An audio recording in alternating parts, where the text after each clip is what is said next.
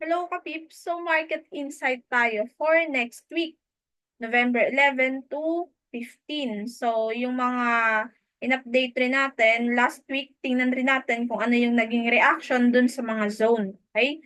So, start tayo kay Dixie. So, ano nga ba nangyari kay Dixie? So, last week, same pa rin, wala pa siya sa resistance zone. Okay? Pero ngayon, nagkakaroon ng aggressive move nung nag-touch dito sa support zone. So, ngayon, yung target zone niya, itong resistance level. Okay? So, check natin yung mga pair ni USD. So, start tayo kay Euro USD. Okay, so, same pa rin. Nung last week na tingnan natin, na insight natin to si Euro USD. So, ngayon, nag-touch siya. Kung makikita natin, sa 1 week galing downside, nagkaroon ng uptrend, then nagpingpong lang, nag-consolidate lang sa resistance and support. So, last touch niya is yung resistance, then ngayon, possible target is yung support zone. Okay, so aggressive pa rin yung galaw niya. So, may possible na i-touch niya ulit yung resistance o support zone na to. Okay, so kung titingnan natin sa 1 day, ayan, yung last target natin is ito. And nag-touch siya, and nagkaroon kagad ng reaction sa zone na to. Okay? So, kung bababa tayo ng 4-hour time frame, makikita natin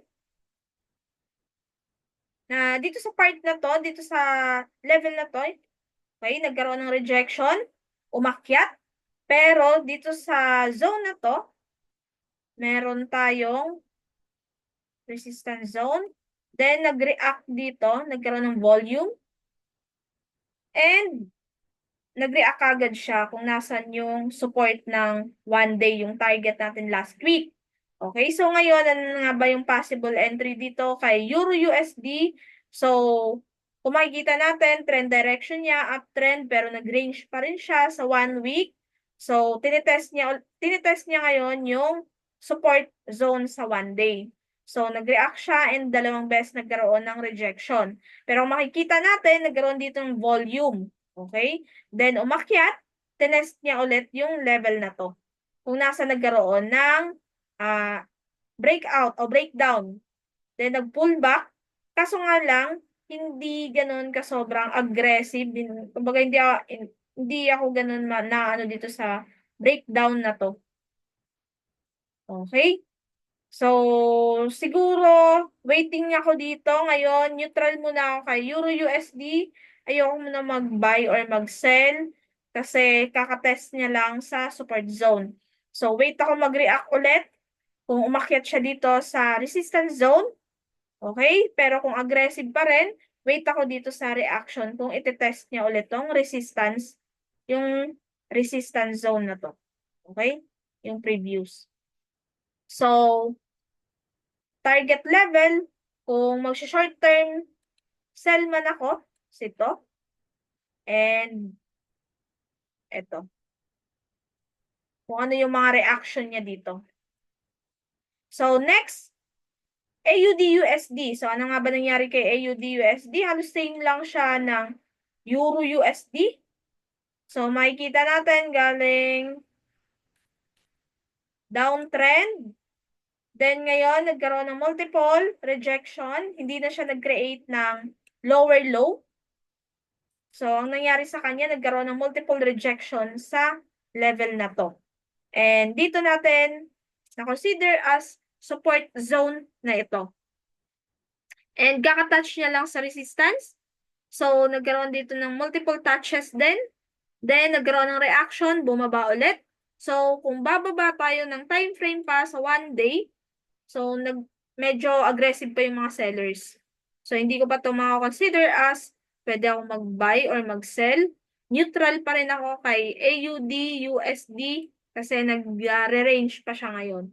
So, kung possible, nalalaroin kong mga zone is ito. Dito kasi sa part na to, kung makikita natin sa 4-hour time frame, multiple rejection, and ngayon, possible magta-touch ulit and iti-test niya ulit yung level na to. And kung ano yung magiging reaction niya, pwedeng magkaroon ng breakdown dito or aakyat ulit siya and iti-test niya ulit tong resistance na natin. And palitan ko na siya ng kulay. Na-OC ako sa kulay.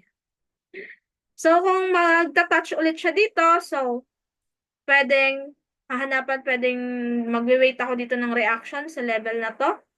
Kung ano yung ipapakita niya. And pwede akong mag-short term sell.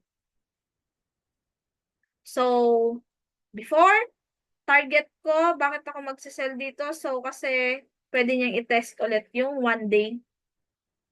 Okay? Itong support zone na to. So, ito lang yung next target ko. Kung magsisell man ako kay AUD-USD.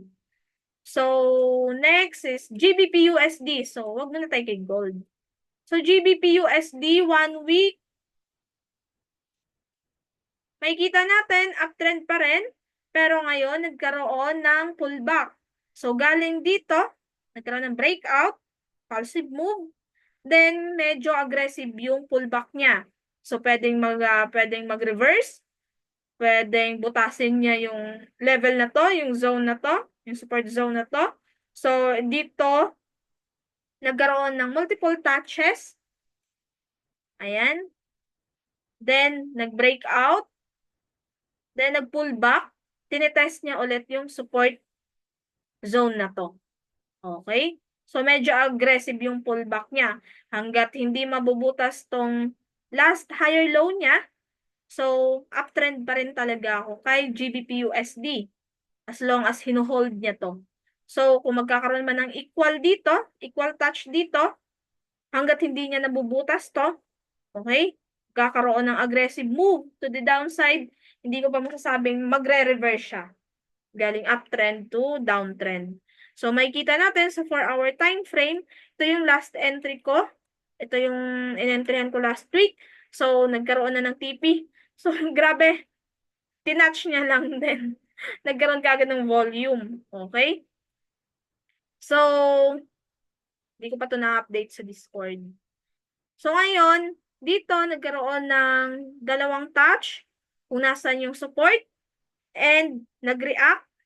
Then ngayon, possible, tinetest niya ulit yung zone na to. So, kung hindi man niya mabutas to, pwedeng mag-react ulit siya and pwedeng mag-decision ulit ako dito na mag-short buy muna ako. Pero makikita natin, aggressive pa yung pullback. So, anytime, pwedeng magkaroon ng breakdown dito sa support zone na to. Okay? So, USD CAD, ano na nga ba nangyari kay USD CAD? So, last update natin dito, USD CAD, sobrang haba ng ranging niya. Okay? So, multiple touches sa resistance zone. Makikita natin, medyo gamit na yung resistance. Okay? And dito sa part na to, makikita natin overall yung trend direction USD CAD uptrend, nag-consolidate, okay? Nagpipingpong lang kung nasa yung resistance and support. Then ngayon, medyo nagkakaroon ng aggressive move. Kakaroon ng volume dito. Multiple bullish candle. And kung makikita natin, nagkakaroon ng reaction sa resistance. Okay? So, ano nga ba niyan? Pwede niyang gagawin? Pwedeng anytime, butasin niya tong resistance na to. Or, magre-react ulit siya. Then, magpo-pull back ulit. So, sa akin, kung maglo-long ako dito, ayoko mag-long dito. Kasi pwedeng mag-react kasi solid resistance ito. So, kung bababa man siya sa zone na to, o iti-test man niya ulit ito, pwedeng dito ako magkaroon ng buy opportunity or kung aggressive pa rin, pwede niya ulit i-test yung support zone sa 1 week. Okay?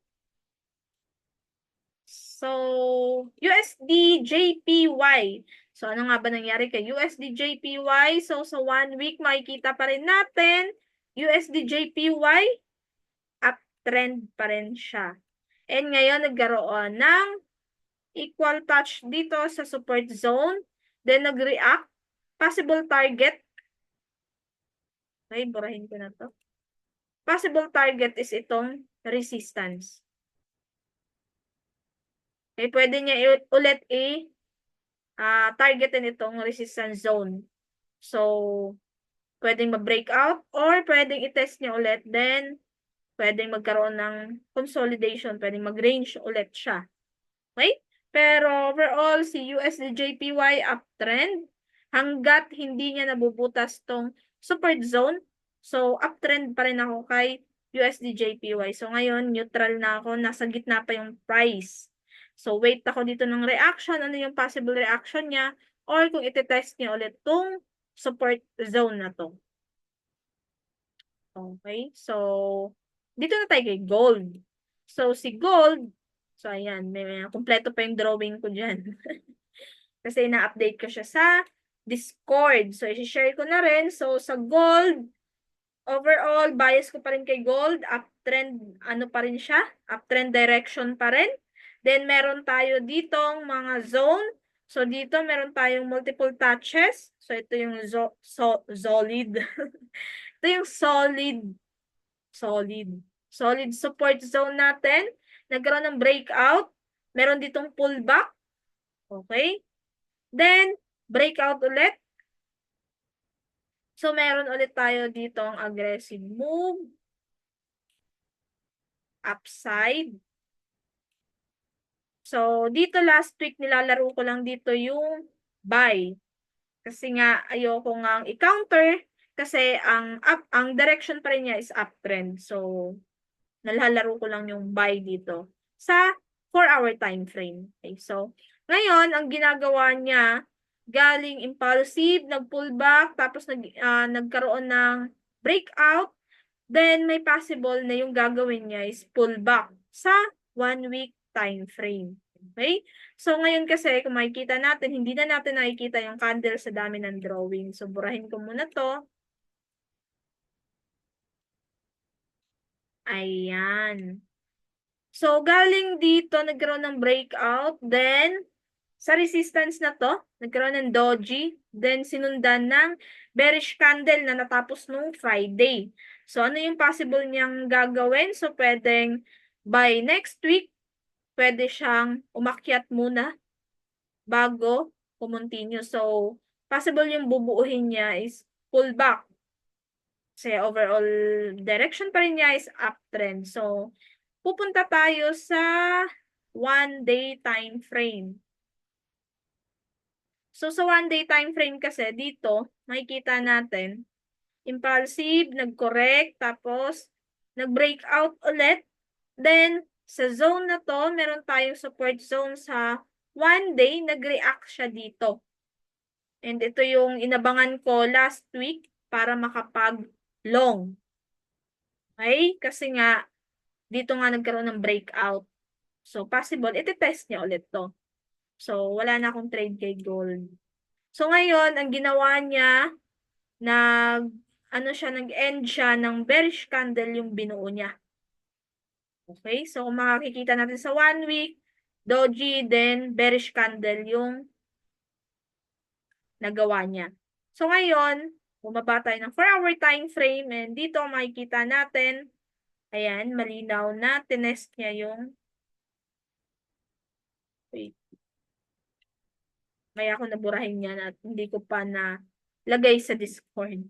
So, dito sa part na to, ayan, nagkaroon ng reaction dito. So, dito ako nag-abang.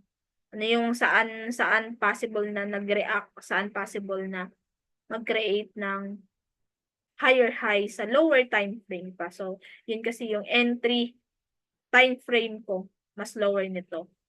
And, yun nga, nag-react siya dito. Then, ngayon, nagkaroon ng, tinetest niya ulit yung support zone na to. So, possible, ang gagawin niya, magkikreate ba siya bang gagawin niya, magkikreate na ba siya magkikreate ba muna siya ng higher high before gumanyan? Kasi makikita ko dito sa pattern, ayan, shoulder, head, shoulder. Head and shoulder pattern. Ayan. So, ngayon, nag-react siya sa zone, then, nag-pullback ulit. So, mag-create ba siya dyan ng higher high, higher low, or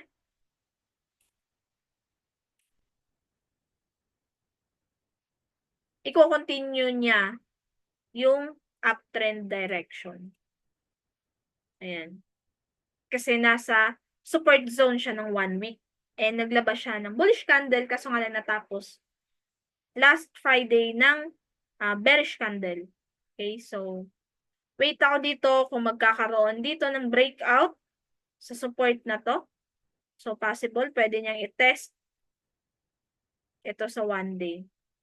So si gold masakit, kaya careful tayo sa pagtitrade kay gold. Ayan. Kasi nga yung 1 week nga niya is 2 beses, baga doji, then bearish candle natapos. So pwedeng i-continue niya, magkakaroon ng pullback sa 1 week. Pero ang ginagawa niya overall trend direction ni gold is uptrend.